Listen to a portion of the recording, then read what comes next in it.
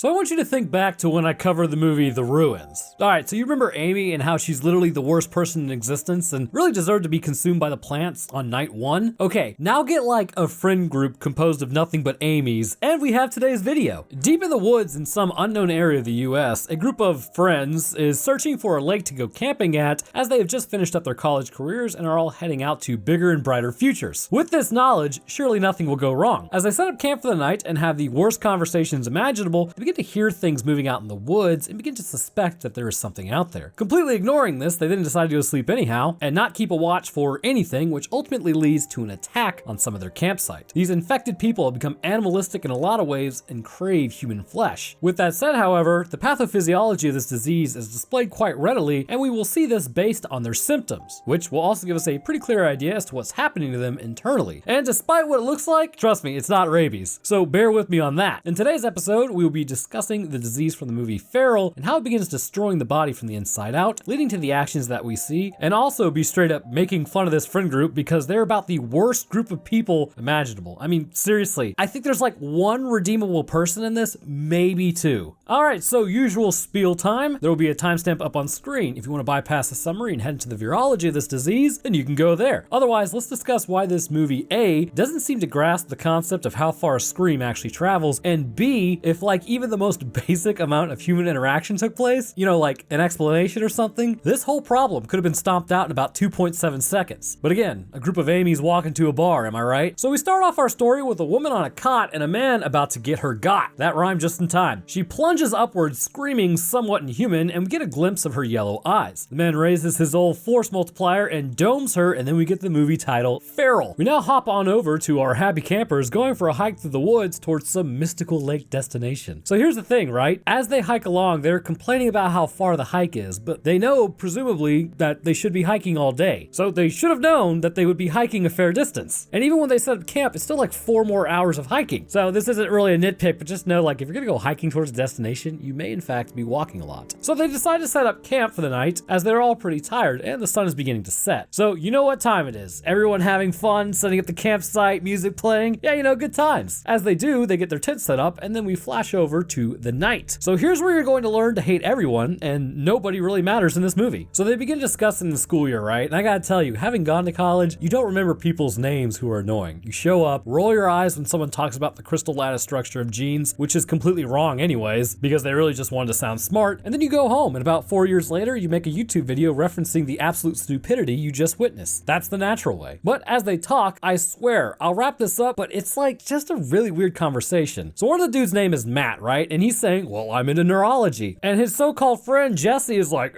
you would. He then tells Jesse to go F himself. Like, it's a joke, but it's not even a good joke. What's so playfully insulting? I don't get it. In this conversation, we also learn that Jules is the newcomer, which is Alice's new girlfriend. Everyone is like joking around, so once they hear something in the woods, she jokes with Gina like, oh, maybe it's a coyote that wants its fur back. Like an actual good ribbing. Anyways, Gina gets like super upsetty spaghetti over it for God knows what reason, and then goes back to her tent over it. To which Jesse says, oh, your girlfriend's got a really big mouth, and then just walks off over there. So basically, this is why this friend group is horrendous. How is liking neurology a ribbing thing, but referencing some fur is taboo? It was just a huge bro moment. Like if you haven't seen it and it's unedited glory, just go watch it. Just scratching your head the whole time. But speaking of walking back to your tent, we do get some clarity. Gina suspects Jesse still has the hots for Alice, and he's kind of a douche lord and wants to be with Alice. And he pretty much confirms it to Gina when he passive aggressively just confirms it in the tent. Like, bro, just break up already. Just move on. But let's run through the friends real quick. Despite liking neurology, Matt chose urology. Jesse is going cardiology like his pops, and he says it like he's working a mechanic shop. I should really hate Jesse. Gina is going into pediatrics. Renee is going into family medicine, and Alice is going into epidemiology, where she mentions that there's no money, which is absolutely true. Maybe she'll start a YouTube career at some point because we need to pay scientists more. Anyways, and then Jules, the newcomer, is a history major. So basically everyone here but Jules is a giant nerd. So I'm gonna reference this actually a couple times throughout the movie. This movie has an issue of telling, not showing. Like they want Alice to be like super awesome, and Matt's like, oh, Alice, I had you pegged as a surgeon, but it's never really shown that she's like super intelligent or anything. It's just very bizarre. But she goes on to say that she finds diseases fascinating, being the first one there, unraveling its mysteries. And man, she's really gonna enjoy the bureaucracy in the future. But she's about to have firsthand knowledge of being the first one here, actually. Anyhow, after everyone goes back to their tents, we also learn that Jules and Alice are also kind kind of turd Fergusons. Jewel asks Alice, oh, I wonder how many of the campers you slept with, which adults who are mature don't ask those questions. Like, because honestly, it's really none of their business. We then learn that Alice is also a turd by just her actions to being questioned about anything. Like, oh no, we get it. Your dad might not approve. Oh my God, just break the news to him. The only two in here who might be worth anything are Matt and Renee. Maybe Gina, but that won't really matter in about 3 seconds. So basically this movie takes the only two likable characters and pulls them out of the game super early. Matt pops the question to Renee and then she says yes. And in the middle of that, he gets up to go pee, which I gotta tell you, that's a pretty alpha Chad move. Okay, so I'm not sure at this point if he walked like 300 yards away to pee, but when I go camping, I literally open the door to my 4Runner and pee next to the tire. You won't catch me walking around in the middle of the woods in the middle of the night to go pee. And that's why I'm sitting here typing this and not being attacked by some creature in the woods. Anyhow, as he heads out to pee, we then see something crawling around that looks like a person. Instead of doing the normal thing and running, he just stands there watching it approach like a total creepazoid. He had ample time to run, but then gets attacked and lets out a yell which nobody hears. A little while later, Renee goes out there to investigate and gets attacked next to his body, or what's left of it. She then lets out a yell, and then all of a sudden the whole campsite hears them. Again, tents don't block any amount of noise, so why was her yell heard over his? Who knows, that's the fun, but also on top of that, whenever anybody moves in a campsite, I don't know how many of you guys have been camping, but when people move in a campsite, especially if they're like looking for somebody else, the typical thing you do is open your little tent door and be like, hey, what's going on? But anyways, I digress past that. So everyone comes running over and Renee's face is busted open like a can of biscuits, but it really kind of just appears to be a flesh wound. Like, it's a bad cut, but it's not serious. They start discussing how she might expire because of it, and I'm just sitting here going, what? Alice then yells at Jesse, who's being Mr. Unhelpful, as he doesn't really seem to care, and she says that they really just need to stop the bleeding. They then drag her back to the campsite, but leave Matt's body out there. You know, a also totally normal human thing to do. Screw that guy. Jesse and Gina then go back to their tent. Alice takes Renee into her tent to keep an eye on her, and then Jules goes back to her tent alone. So basically, what we've learned from this is nobody's keeping a watch out for what just attacked. My God. Later that night, we also see that Matt gets back up, which is quite a feat considering his abdominal musculature has been torn away, bringing into question how he was able to sit up at all. But now it's the next morning. Renee has survived the night and a man named Talbot shows up. He mentions how maybe it was an animal in the woods that attacked, but he's got food, water, and medical supplies at his cabin nearby, to which Alice becomes instantly suspicious of him for presumably no reason. The man just opened up his home, but okay, go off. So as they're walking to the cabin, they ask if there is a phone, to which he answers basically they're out here completely alone. He moved out there in order to get away from people. So they ask where a road may be, and then they send Jesse and Jules, which I have no idea why these two got sent. Why not Gina and Jesse? Or Alice and Jesse? Just a strange pair to send. That is, unless it's for the almighty plot. They then set off into the wilderness jaunt, and the whole time Jesse is just bashing Jules because he's just a jealous turd, and Gina talks to Renee, and she says that she doesn't even want to be unalive anymore. Then Alice goes to show Talbot where the body was, which is now gone. She says it didn't just get up and walk away, but walk away it indeed did. Further into the walk, Jesse and Jules come across a rabbit hung in a tree. She questions why someone might be doing this, which Jesse responds aggressively, to which she finally is just like, you don't really care for me much, do you, dude? So they get in a right proper domestic over it, with him calling her some names, saying like, no, I'm in love with Alice, my feelings. And she shoves him into a bear trap, which I mean, bad luck, but I get it. She attempts to help him, but neither of them are strong enough to open the bear trap to get his leg out. After the third attempt, he tells her to go back and get help, but it's going to be a while as they walked pretty far. Back at the cabin, we get further confirmation that Alice is continuing to be a huge turd. This will be a running theme throughout like the whole breakdown. I literally dislike most of these characters. Alice picks up a picture on the shelf and asks if it's Talbot's wife. He says yes, and that she passed a while back. Gina says she's sorry, like a normal human being. And Matt, if you'll freeze it here, let me ask the audience a question.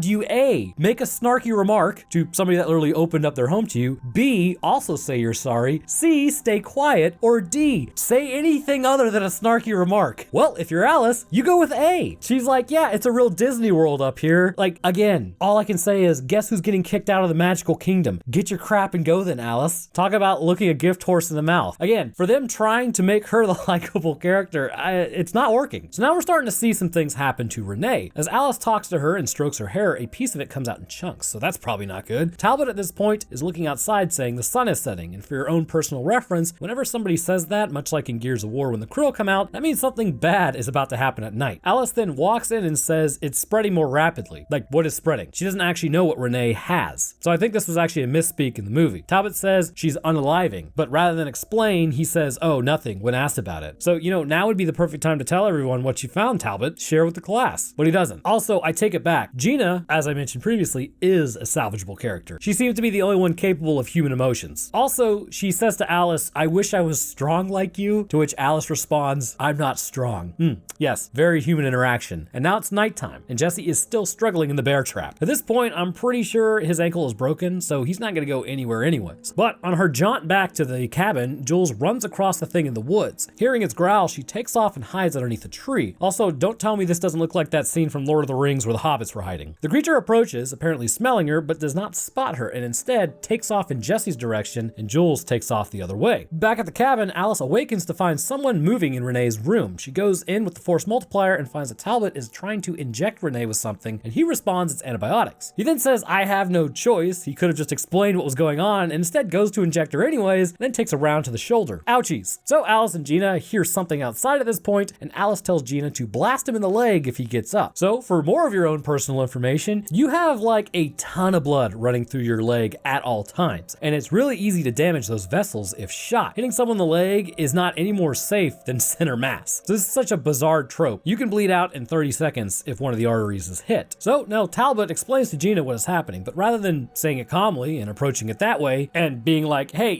I've seen this before, he starts yelling about it, freaks Gina out, and then she uses a shot as he runs away, knocking Alice over. As they go back inside, they drop the force multiplier as she's sure he won't be back. Like, what makes you think that exactly? Anyhow, she ends up walking over a cellar door on the ground, really reminiscent of Evil Dead, and they go into the basement without the handheld. Why? Why did you leave it upstairs? It takes 3 seconds to grab it, and you don't know what's down there. Maybe you'll need it. Like, and the crazy dude's like right outside on the loose. Me Alice, me strong, me no smart. So they walk around the basement and find the horse tranquilizers and handcuffs. Sounds like something else, but it's way worse. They then begin hearing banging on the door. So Alice asks where the handheld is and realizes that they're both idiots, so she runs upstairs. She gets it as someone begins like continuously pounding on the door, so she yells, who is it? But nobody answers. Then finally Jules is like, oh hey, it's me, open the door. Alice lets her in and they hug it out. Gina asks where Jesse is, to which we flash over to him sleeping next to a tree with the growling going on. The creature approaches him and we get a good look that it is in fact a human. It attacks him and begins eating his neck. So now we have 4 girls left. Jules then tells them what she saw and they all decide to bed down for the night. Alice decides to keep watch because now she's learned to basically hold on to the only tool that will save their life, and Jules and Alice set off in the morning to go get what's left of our man witch Jesse. Gina stays with Renee as Renee pulls out one of her teeth. Gross. Clearly she's not doing so hot. But finally Alice and Jules make it to Jesse and find that he was attacked, although he is technically still alive. She checks his eyes and sees that they're yellowed and he has a faint pulse. We then get this dumb statement. So I live in the South, and it's not like I'm like the most absolute chattish, rugged person in the world who knows my way. Like, I can't squeeze water out of a tree, but I do know how to exist in the woods for at least a little while. Alice brought clamps to open a bear trap, which was pretty smart. Jules replies, how did you know to do this? Which Alice says that she used to hunt, and Jules is like, you scare me sometimes. Bro, what is even remotely scary about that? It's just knowledge. I am not sure if they're trying to like build Alice up to be something like Dutch from Predator level of badass, but knowing these things is just useful, not scary. They stop for a break, and then Jules tells Alice she bets she used to save kittens. Again, these are not human words and human interactions. Then they talk about her hunting, where she took out a rabbit, which apparently is gross to Jules. I mean, it's meat, but look, just why is everyone on Alice's jock? Like, she's keeping things together, but what even is any of these interactions? I think what makes me scratch my head is they're just telling me like how badass Alice is, but they aren't really showing me all that much, so there's like this disconnect. All right, so I need to stop pointing out how ridiculous this communication in this movie is. They finally now get Jesse back to the cabin, to which Gina is pretty upset, and then they go to check on Renee. They discuss Jesse. His body seems to be in a deep sleep, like some sort of coma. The virus that causes it appears to be caused by a scratch or bite. Gina decides to stay with Jesse and keep an eye on him. And here's where we see the sweet irony. So Jules tells Alice she will take the first watch and that she needs to start trusting people. So Alice reluctantly hands over the handheld and then goes to pass out because she stayed up the night before. And you're not gonna believe what Jules does. She passes out on watch duty. Like, sweet lord. So guess who gets in? That's right, Talbot. He takes it away from Jules and then wakes up Alice. Way to go, Jules. You had literally one job. Also, Jesse's finally awake too, so we also get some information from Talbot. He says that his son is around there there too. Gina rolls over and finds that Jesse is gone. He's Batmaning in the corner on a dresser like another total Chad. He then attacks Gina. As she yells, this kicks off the fight for the handheld, and Talbot takes a knife in the back. Alice runs in and wastes like 3 rounds trying to take out Jesse, and Gina is now bitten on the neck. Okay, so now Alice asks what's happening. Talbot's like, "Oh, you won't believe me." Dude, for the love of God, do you see what's happening around you? Just say it. So he finally spills the beans under the threat of violence, and he says it's like rabies, but worse. Don't worry, I don't think it's rabies. He says he attempted to find a cure in the cabin, in the woods, separated from medicines and doctors and research equipment. Yes, these crushed up leaves ought to work very well, but unsurprisingly, it was completely unsuccessful. His son turned, who then tore apart his wife and kid, and then his own mother. Talbot eventually had to take out his wife, and the virus appears to either take you out or the damage you suffer takes you out. We learned that the virus attacks the central nervous system first upon ending the host. Once there, it will jumpstart the heart again, raising them and removing anything they once knew. So instead, they will spread out, try to find people to eat. Either way, it spreads through your body and reanimates you. By then, you aren't really human anymore. You just want to eat and feed on humans, or probably animals around you as well. So Alice is now angry, and she yells at him despite literally witnessing all this crap happening. I mean, she's seen it, and she's angry at him. The virus wakes the person up in the night, but during the day, they are comatose. Talbot goes on to say whatever attacked his son was too fast for him to see it, but it resulted in the end of his family. So they put Talbot in the basement because Alice still doesn't trust him. Cool. Later that night, Jules goes on to check on Renee, and they realize that she's turning into one of those things. Jules says that they need to put her out of her misery before she turns. Mrs. Stronghand here loses all testicular fortitude now and says that they aren't taking her out, and that's final. She also says she's a doctor. She saves lives. She doesn't take them. I'm a doctor, not a fool, man. She's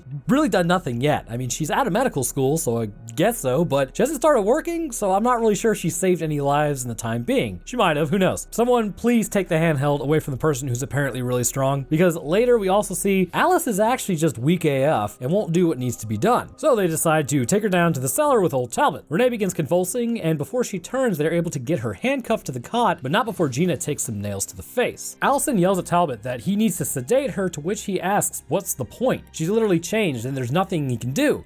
He's right. He explains the best thing they can do is a bullet. He says once they're ferals, how long would it be before they're all ferals? And then they make it to the outside world. So he's thinking big scale, which again, he's right. Tough choices, but it's your massively infected friend who's not coming back, or the local and possibly national population. Decisions. Oh, by the way, Gina now tells Alice she's a really good person. My God. Also, Jules says she's from Brooklyn. They don't have Girl Scouts, which is why she can't tie a knot. I figured it was a national thing. Anyhow, the ferals are now trying to break in. Talbot then looks over and sees that Gina has passed out, which means she's about to change. As Jules is coached by Talbot to sedate Gina, he gets out of his binds and then knocks her out with a sedation. Alice upstairs literally can't hear any of this crap and approaches the front door, which the feral does try to attack. She domes it, showing that headshots do in fact work against these things, meaning the brain is functional to some capacity. As she enters the cabin again, she finds she's being stalked by another before doming that one too. So with the work done, I won. She heads back into the basement and then is tripped by Talbot and knocks herself out. Player 3 has entered the game as Gina now wakes up. While Talbot is upstairs, he gets attacked by his son and ended in that process. Eventually, Alice does wake up to find Jules about to be eaten by Gina. Gina ain't looking so hot. Alice grabs a bat and takes her out, which is actually pretty brutal, as you can see. And finally, Jules wakes back up. They can hear people upstairs moving around, or really ferals, but as long as they stay quiet down there, they can wait it out until the next morning. To which the tranquilizer now wears off of feral Renee, so now Talbot's son is trying to scratch through the floor and succeeding at it. At this point, Alice goes to take him out and Jules makes a run for it. Alice then nopes out, heading upstairs before taking out Talbot's son. But then we hear another growl and Jules is getting straight up attacked. She runs over to them and takes out the feral, but it's too late as Jules has been infected. So I guess they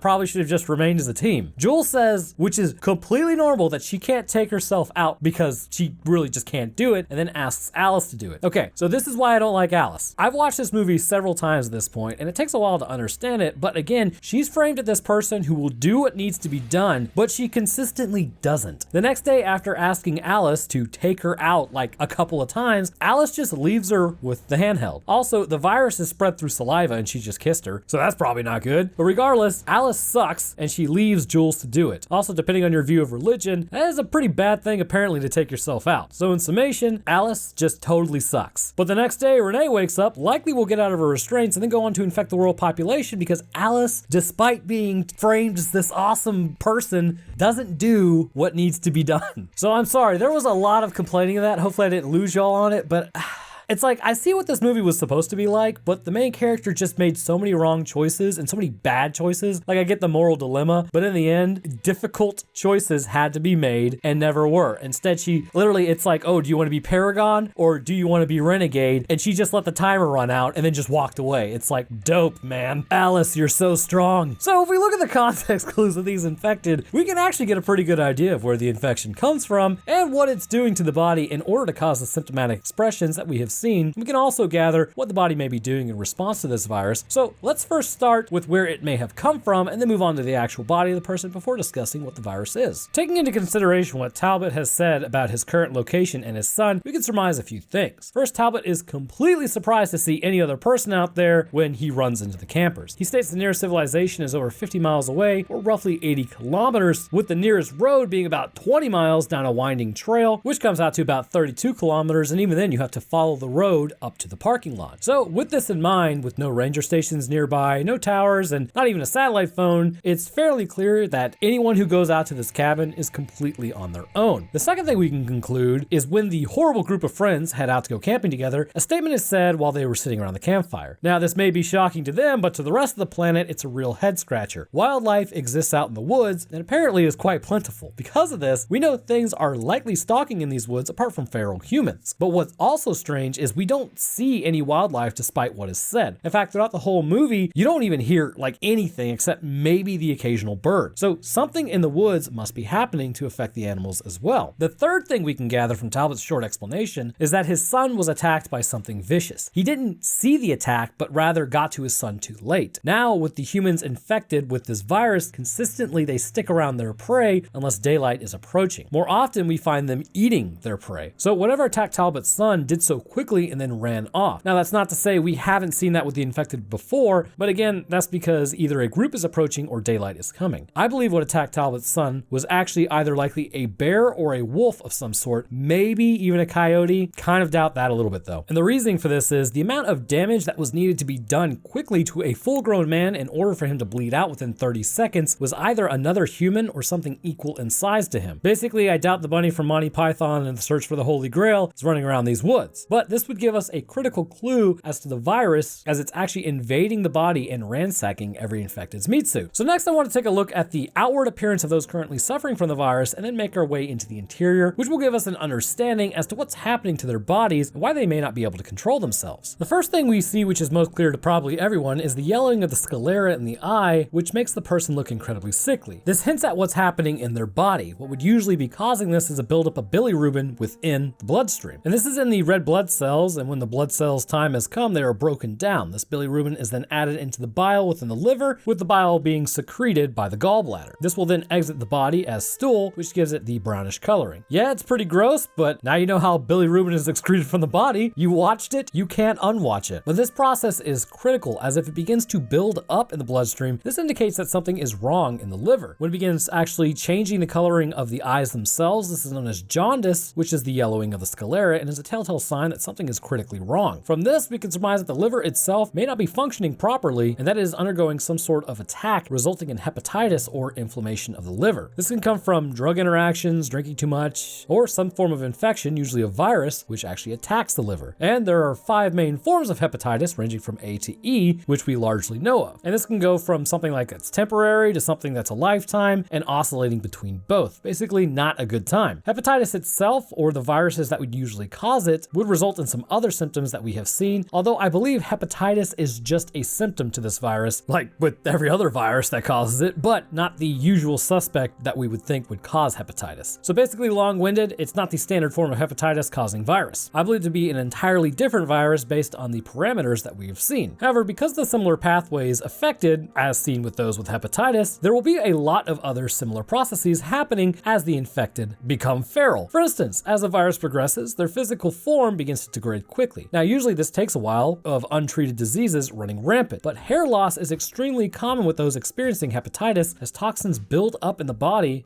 because if you didn't know, your liver is responsible for quite literally detoxifying almost everything that enters your body. It's actually one of the hardest working organs that we have. But we have seen with Renee that as she lay there slowly turning, which we will talk about as to why her process of incubation may have been slower, her hair is beginning to come out in clumps. As the hair follicles meet their end from the literal blood becoming toxic, this would accelerate quite quickly, almost to the point of where we saw Gina. Gina went from fairly normal looking to when she passed out to a balding feral inside of what seemed like a few minutes, but we'll give them the benefit of the doubt and say that maybe it was inside a few hours for everything to take place. Another thing we also see is the splotchy skin. This is another indicator that the liver is under attack by whatever virus is coursing through the bloodstream currently. Those with untreated hepatitis will have discoloration of the skin and darker patches sporadically throughout their integument system, which is displayed quite readily within the feral infected. As their blood becomes more and more toxic to them, as nothing is being detoxified by the liver because all of those cells that normally perform these functions are being shreked, we also see that the teeth begin to fall out of people's heads. Now, normally with hepatitis, a person will undergo a period where they have like dry mouth syndrome. This can cause teeth to rot and come out if not treated. Now, we have seen with one of the infected who breaks through the door, saliva does not appear to be a problem, which is why Talbot mentions that he thinks it's actually rabies. And it's actually a fair guess as to what's happening, but there are other viruses that would be more in line with what's going on internally in people and saliva production. So we need a virus that not only attacks the liver, but also increases salivation. So what I believe is going on with the teeth is not because of dry mouth, but actually because the blood itself is toxic, and this may be destroying the epithelial tissue which holds the teeth in place. But this virus may exist, and I know I keep coming up right to it and then stopping, but it's because I want you to learn about the pathophysiology of viruses. Mainly because it's interesting, but also because viruses are little scrubs. Anyhow, the next part requires the corruption of multiple organ systems simultaneously, which is also fairly common. But they all fit together like puzzle pieces to give us an understanding of what's happening and why the feral infected continue to attack those around them. So if you didn't know, common with hepatitis is pancreatitis. Pancreatitis is, as the name implies, which is the inflammation of the pancreas. And as you might guess, this is absolutely horrible if you don't want to feel hungry. So in those who may have type 1 diabetes, life kind of blows. There are a couple things that can happen to cause this. Either you have an autoimmune disorder in which the immune system attacks its own cells and destroys them within the pancreas, or a virus invades those cells specifically, which in turn causes the immune system to attack them, triggering type 1 diabetes. In either case, what happens is the cells no longer produce insulin or produce very little insulin. This can cause massive weight loss as the blood sugar is no longer regulated. The cells, despite being surrounded by glucose and food, will essentially be starved for nutrition because they don't know to uptake glucose. Because of this, they will send out a chemical messenger to alert the body that they are starving, which will cause the body to break down fat and muscle in an attempt to stave off starvation. So as you might imagine, it's not very fun. So considering it's pretty common during pancreatitis to have hepatitis and hepatitis to have pancreatitis, these are almost like co-symptoms of one another, which is a word that I just made up, but it gets the job done. Now, it is possible to have just hepatitis and just pancreatitis, so just be aware of that. But because of the placement of the two, it's also somewhat common for both to be inflamed at the same time. Again, not always 100%, but this starvation mode of the body would drive people to do some pretty outlandish things in order to survive. But usually we have one organ in the driver's seat that stops us from just straight up cannibalism because our lunch is 15 minutes late. And this is the nerd of the body known as the brain. The brain is a pretty great organ according to the brain, which I'm pretty sure I've used that joke before, but just like the characters in this movie, it never gets old. With that said, I bet you're expecting me to talk about the hypothalamus, aren't you? Well, you're absolutely right. So let's talk about the meninges as well while we're at it. So the hypothalamus is pretty critical for our general operation as a human. It regulates a lot within our body and the way we think. Because of our most basic level, we are cells, and cells need to eat nutrition, which is usually derived from plants and animals if you're human. But as a species, we can't just eat every animal because that would be non-advantageous to our survival, specifically when it comes to other humans. We are a social species, and because of that, things like cannibalism for us are usually typically looked at pretty abhorrently. Now, in some cultures in the world, cannibalism does exist, and from my layman's perspective, no thanks. It's just not what I'm personally into. Anyhow, in basic terms, what helps us regulate what we eat and what we would find disgusting, which is human meat, is the hypothalamus. This part of the brain, when certain parts are like essentially activated and the other parts are deactivated, it would cause you to look upon human flesh with disgust, as well as you should. However, during times of extreme hunger and desperation, this area will begin to alter in blood flow and function. And when this happens, congratulations, human meat is back on the menu, boys. And not just that, but things that you probably would have been disgusted by prior will start to become more palatable to you. So I have personal experience with this actually. As I mentioned before, I can't say what the reason is behind it, but I had a situation where I was burning probably upwards of like roughly 4,000 to 6,000 calories per day, kind of sleep deprived on top of that, and the only thing I had was water. After about 3 days of this, I'm not saying I went into like full-blown starvation mode or anything, but I could definitely tell after the hunger pangs stopped, that's when I was entering a different frame of mind where I would eat just about anything. And I did. I didn't eat people or anything, obviously, which now that I say that out loud, it kind of sounds suspicious to even bring it up, but what I was willing to eat, basically anything for nutrition, is pretty interesting in hindsight. It's almost like everyone should do that at least experience once in their life to understand what you're actually capable of as a human being. Continuing on, this could help explain what exactly was happening with the infected. Their bodies are telling them that they are completely starving because the cells are no longer properly functioning in terms of insulin production due to the virus and its effects. On top of this, based on the inflammation process that we are seeing pretty much rampant throughout the body, we can probably surmise that the meninges would also be inflamed, putting pressure on the brain. Now, this does sound like maybe the actual encephalopathy that we have seen in the brain, which we'll discuss a little later, is going to be worse, but with the meninges, this could also explain why they only come out at night and then go comatose during the day. When you have meningitis, when those little meninges begin swelling and putting pressure on the brain, any amount of light that you receive through your eyes is essentially excruciating. In fact, we discussed this in the movie Cargo, or the breakdown I did of Cargo earlier, but when light enters the eyes and you actually have meninges swelling, it's really, really painful. So that would discourage any of the infected from coming out during the day, but at nighttime, it's full rain. But there's actually more concerning the brain, but to understand that, we must move on to the heart of the person. As Talbot says when discussing the progression of the disease and why there is no saving a person as the virus takes a deeper hold on their bodies, eventually the heart will be affected. The virus that I'm thinking this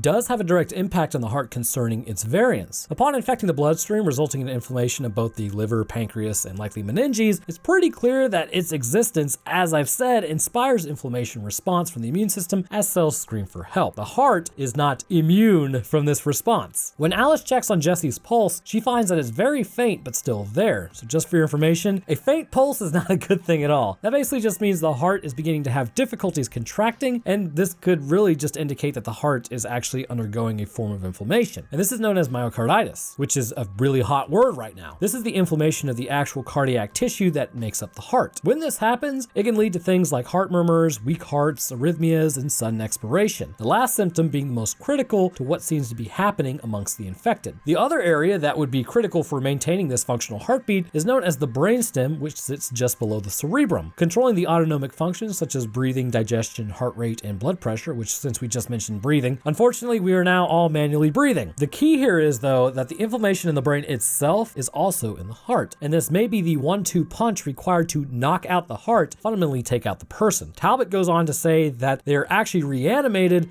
which he could be correct, but we're still gonna talk about it. Don't think of it as reanimation, but really just their heart restarting. I would propose that while the brain is under attack and inflammation begins to mount, it's a relatively slow process depending on how much of the virus is transferred through a bite or a scratch. With Gina, she was heavily dosed with the virus, considering she had her carotid artery bitten, judging by the spray, and then being scratched in the face would probably not help things at all. This in turn allowed it to take over her body more quickly, whereas with Renee, she only had a facial wound, which took time for the virus to build up in her system to the point of really life-altering symptoms. And it's also entirely possible that depending on how your body reacts to viruses anyways, may be the reason some people turn faster than others. In fact, it's time to learn about our old pals, the Neanderthals. So back in the day, there was a push out of Africa long before the rise of Homo sapiens. Now this is hypothetical for the time being, but we are finding more and more evidence of Homo erectus in areas outside of Africa. So as a genus, we made our way north to the Eurasian continent, where we were met with some of the most god-awful pandemics imaginable. It's not clear how many Homo erectus would have fallen during this time, but the key was their immune systems were not as potentially adapted to viruses of the new area as compared to what they had to deal with when they were in Africa. Back then, it's also hypothesized that potentially Homo erectus had a stronger immune system, which sounds great, but in reality it may have been worse. Anyhow, as this mass migration continued, the Homo erectus that survived the viruses would then turn into Homo neanderthalensis. Homo sapiens continued to evolve in Africa during this time, and the species would grow apart from one another due to environmental factors. Over time, Homo sapiens would begin another push out of Africa. However, much like the Homo erectus that came before them, they too would run into these viruses and have issues. Eventually though, they would meet up with Neanderthalensis, and much like in Mass Effect, humans would do what humans do and try to hook up with anything with a pulse. The 100,000 years acquired by Neanderthalensis would then be passed on to the children of the sapiens who hooked up. On the 18th chromosome, there is a specific genetic sequence that actually calms the immune system in a way when it comes into contact with viruses. Now, it is openly attacking the virus, but in a more subdued fashion, almost appearing to be a weaker response, but effective nonetheless, which results in less damage to the host. And this is also explained when I discussed how parasites actually do have a calming effect on the human immune system, which might be why in first world countries we're having such issues with allergies. Because our immune systems no longer contend with parasites, they're quite literally overreacting all the time. But this may be why we see differences in reactions to viruses, parasites, and bacteria based on the genetic profile of different ethnicities. Because while we are all human, we still do harbor different different adaptations based on who our ancestors hooked up with. Pretty fascinating, but this could explain the differences we see in how the viruses move within people. And this allowed for Renee to exist for a longer period of time, as her body may have been more effectively mitigating the issue with the virus in a smaller dose, or at least not hurting herself as much. Whereas with, say, Gina, who got a larger dose and potentially had a more aggressive response, this led to her end quicker. But finally, the last point before getting into the actual virus and putting this whole thing together is the ultimate fate of the brain and why the person doesn't remember anything. So again, as Talbot mentioned, the heart stops and minutes later they get back up. The brain effectively begins to perish literally minutes without oxygen, and it might interest you to know the first place to expire without oxygen is the temporal lobe located within the temples of the skull. In 3 minutes, this area can experience irreversible brain damage, but this is also where memories of a person are situated. From here, areas like the frontal lobe would quickly follow suit, as well as the parietal lobes. But what's interesting is the lower portion of the brain and brainstem appear to be more adept at dealing with the oxygen deprivation, but that's not to say it's really much of anything, because you're talking about maybe a minute of difference. But after the person's heart stops, the first thing to go is the memory, and then from there it's logical thought and communication centers. This continues on until what you have is a most basic animal, running off an instinctual drive to consume, but considering the pancreas are also inflamed and their cells are fundamentally starving, their hunger and lack of knowledge about anything concerning their former life causes them to eat whatever they have come into contact with. I believe this is why we don't hear animals in the movie except for like maybe the occasional bird, because likely everything has been attacked in the general vicinity. So now, where do I believe this all started? Again, I believe it was with an animal that was roughly human size. Things of that size are usually either wolves or bears. Because the virus has induced salivation in mass quantities in humans that it infects, the most obvious choice would be rabies.